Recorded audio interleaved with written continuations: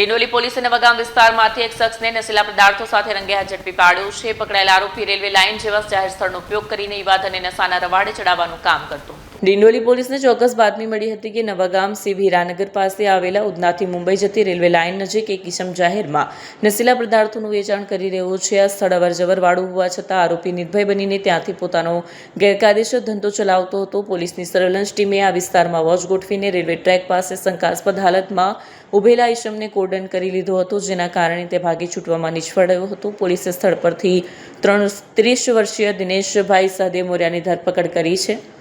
તપાસમાં જાણવા મળ્યું છે કે આરોપી પોતે ડિંડોલીના નવાગામ વિસ્તારમાં આવેલા સિંહ હીરાનગર એકનો જ રહેવાસી છે. તલાશી દરમિયાન પોલીસને આરોપી પાસેથી નશીલી વસ્તુઓનો મોટો જથ્થો મળી આવ્યો, જેમાં 162 ગ્રામ વનસ્પતિજન્ય ગાંજો અને પ્રતિબંધિત કોડિન સિરપની 16 બોટલ મળી આવી હતી. આ ઉપરાંત પોલીસે આરોપી પાસેથી એક મોબાઈલ ફોન અને 1700 રોકડા પણ જપ્ત કર્યા છે અને કુલ 32,892નો મુદ્દામાલ કબજે કરવામાં આવ્યો છે અને આગળનું કાર્યવાહી હાથ ધરવામાં આવી છે.